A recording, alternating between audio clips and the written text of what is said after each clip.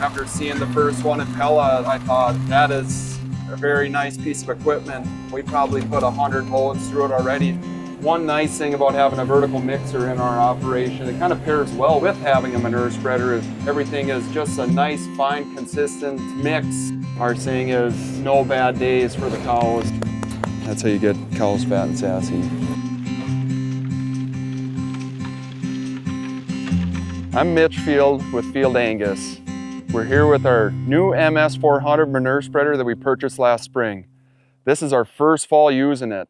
We're out here in this fresh cut soybean field. We just got done harvesting it last week. It's a beautiful fall day. We're gonna see how she handles some pen pack manure that we piled up last spring. Starting off, here we go.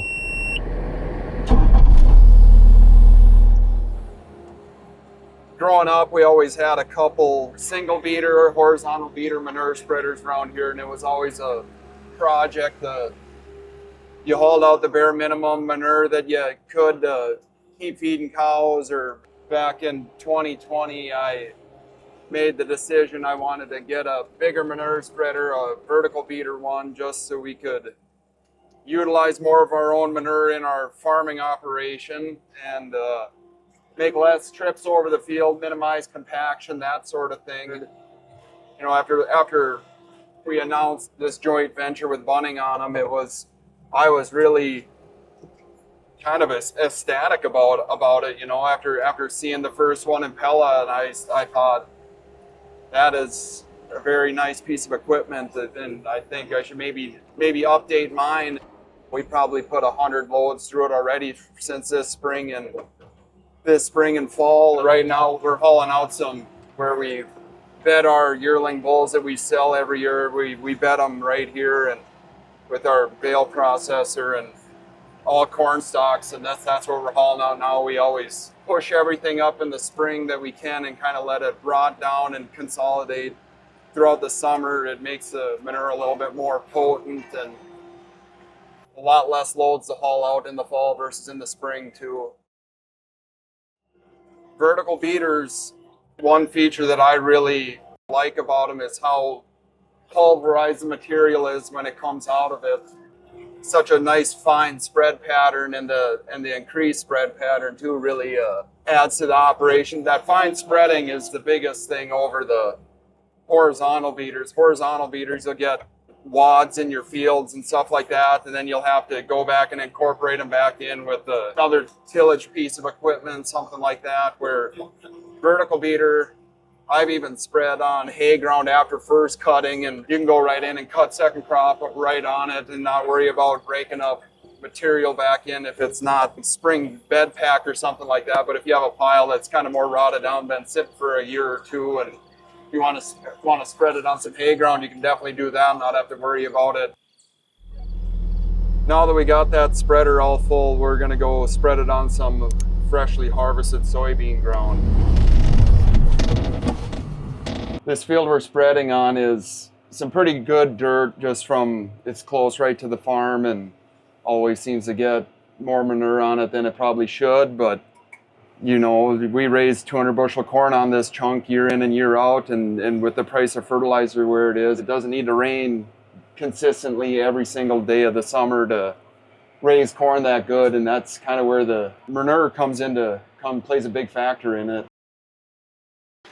We've had a vertical mixer for probably going on 10-12 years now. One nice thing about having a vertical mixer in our operation, it kind of pairs well with having a manure spreader, is we don't clean up hardly any big patches of hay from round bale feeders, stuff like that. Big wads of hay or unroll, even like using a bale processor to bed everything with it, just chops up everything so nice and fine and incorporates it. And then when you go to pull it out as manure, everything is just a nice, fine, consistent mix on the back end too, you know. So the mixer wagon has been a very integral part in our operation, just from a feeding cattle standpoint, and then also on the back end, the manure management too, just making the manure that much easier to handle and haul out at the end of the day.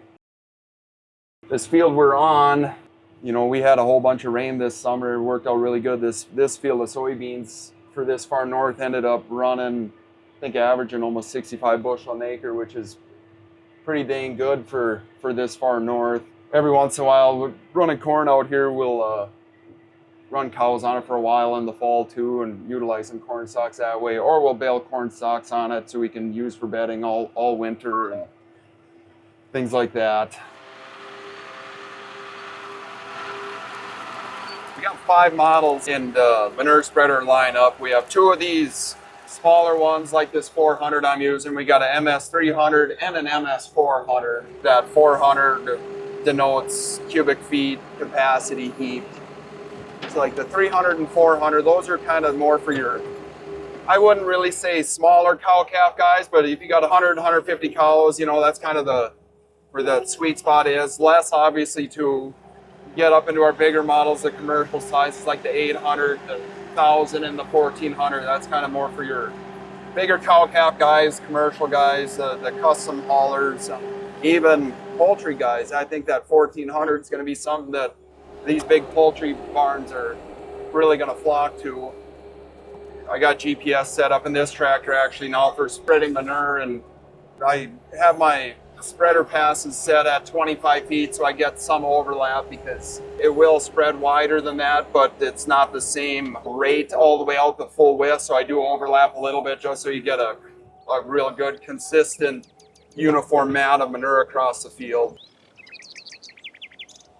I was a little skeptical, to be honest, when I first saw the Vermeer with just the straight teeth on it. I was wondering if it was how good of a spread pattern it was going to have. My old vertical beater spreader, I had put what we had called crow's foot, chicken foot, rooster tails. I put one of them on every other tooth location on my spreader just to get a little bit more of a wider casting distance on the spread. And so when I got the Vermeer one with just all the straight teeth, I was a little skeptical if it was going to do as good a job. And to be honest, I think it spreads more uniform than my old one did, even with the rooster tails on. So I've been really happy with that. Load number 2 done, ready to hit the field with her. Yeah, we're probably going to wrap it up here for the night. Might go check some bull calf pairs that we still got out on grass and gear up for feeding with our VT660 mixer in the morning. We've hauled probably, I would say, at least 100 loads with it already. My amount of maintenance that I've done to it so far is grease it, and I've tightened the apron chain once. It's not my old competitive model that I had. That thing, you almost had to tighten the apron chain daily, and if it wasn't perfectly where it was supposed to be, it would come off. This one, it can get loose, and it's still going to keep running.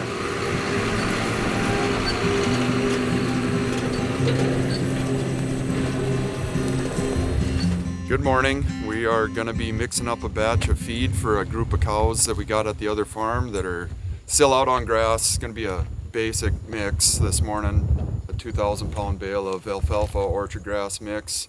We're going to hop in the skid steer here and use it to load our VT660 Vermeer mixer.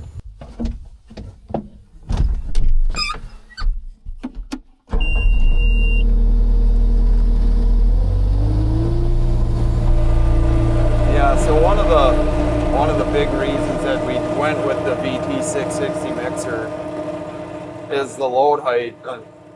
Here in Minnesota, there's a lot of producers that use skid steers for a lot of tasks around the farm, and the load height was a definitely big selling point of this mixer because you can load it with the skid steer pretty easy. The last couple of years in Minnesota, it's actually been quite hard to put up any dry hay. We have done some of our grass hay we've been able to put up dry, but the rest of it, alfalfa needed one more day or a half day to make dry hay, and you just haven't been able to do it. So that's where that wrapper has really saved a bunch of hay that we've done.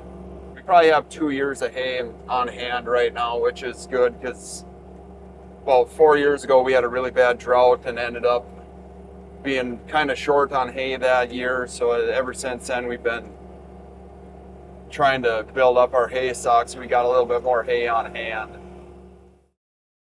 The only stuff that we tub grind even now is our grass hay. All the alfalfa gets whole bales dumped in the mixer wagon just to retain all your leaf matter and everything like that, because that's where all your nutrients are, is in that leaf. And when you're tub grinding hay, it was kind of cool to see them come do it here in the winter. You'd see all your leaves spread out in the snow across the field and everything, and you're just wondering, look at all the lost nutrients that the cows aren't getting by it all getting blown away in the wind. We started chopping more corn, and the only nice way to feed corn silage, and I guess we're kind of in an area too where there's a lot of like sugar beets, you know, we get beet pulp, beet tailings, stuff like that too. And the best way to utilize some of those products is with a mixer wagon. Otherwise, if you don't have a mixer wagon, you're got bunks set up and using like a tractor and loader or a skid steer and just carrying individual scoops out there to dump in the bunks. And so the best way to incorporate all that material is with a mixer wagon. We row crop quite a bit here too, so we kind of play the game of if corn's worth a lot in the fall, we might not chop any corn. All of our corn might get combined, and then we'll buy beet tailings and beet pulp to background and feed all winter, which is kind of nice too, because they bring truckloads, 25-ton truckloads every week, and we feed that way, and it pencils out to be better when corn is $5-6 versus us chopping it. There was about, I think, a 4 or 5 year window where we were feeding hay with a bale processor. And you know, that was kind of our initial step from feeding in bale rings, then to bale processor, then to mixer wagon. Obviously, feeding with bale processor cut down on a bunch of your waste, but not quite all of it. Now feeding with a mixer wagon, there's zero waste, unless for some reason they push a little bit of hay out of the bunk or something like that. You don't get any waste utilizing all your feedstuffs.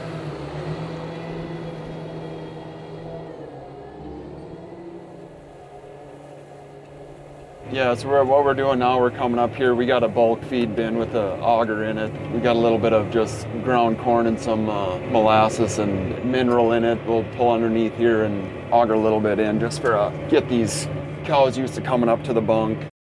Between my brother and I, we kind of got 2 separate farms, one across the road, and my place is on the north side. I feed all the bulls, breeding stock, that sort of thing. They're all fed on my farm, and where we're going now is my brother's place, and that's where we feed all the heifers and cows and stuff. We try to keep the two groups separate. Makes it nice because you're not worried about cows getting in with bulls or anything like that, and having some unexpected issues throughout the winter. One nice thing about this VT660, kind of the same thing as the manure spreaders, is the durability and maintenance stuff that you do have to cover with it is not very much. You know, it can get 30, 40 below up here in the winter, and last thing you want to be doing is having trouble with the mixer when you're trying to get your cows fed. And I think pretty much the only thing that we've really done is replace some mixer knives on it in the last 3.5 years that we've owned it. We've put some knives on it.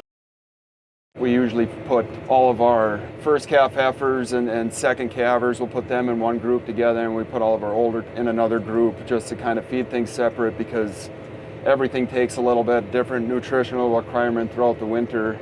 We kind of follow a thing where our saying is no bad days for the cows. We might overfeed to some degree around here, but we like to have everyone doing really good, and like I said, no bad days, because one bad day could lead to multiple bad days, so you might as well take care of them to the best of your ability.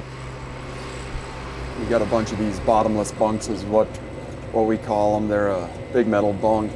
We kind of move them across the field, different fields throughout the winter to feed them in, and it seems to work out really good because you're not cleaning up a bunch of waste. Cows clean them up really good and aren't walking on it and laying in it either after the fact, like if you're windrowing material out in the field or something like that.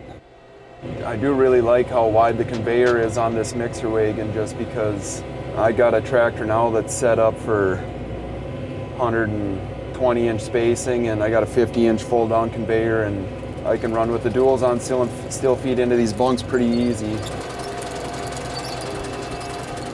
Mixer sure does a good job even with dry hay and everything. Even you're not putting any silage or anything like that. It sure does do a really good job of mixing it up good. These cows don't know what to do. Some of them, first time they were just hauled home yesterday, haven't had any mix yet, so they're trying to remember what the heck they're supposed to do here, which is okay. We got some really nice heifer pairs. We've hauled all the heifer pairs home. Just got some bull calf pairs still out on pasture now. Those will try and get hauled home here in the next couple weeks, but been unseasonably nice weather this fall in up here in Minnesota, so it's grass keeps growing.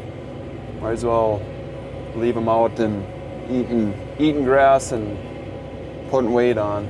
Now they're getting to see what the heck is, what do we got going on here, you know? Cows keep trickling up. They're got access. They're on a 45-acre alfalfa grass field that we're grazing off for the fall. We're gonna plant corn on it next year, so we're kind of letting them chew it off, so that's why they aren't super hungry, but they keep trickling in. It's one of those things where once you start feeding them a little bit and they hear the tractor, they know that there's kind of a treat, so they always come up here, scope it out, get a couple mouthfuls, lounge around by the bunks, and head back out and eat some more grass.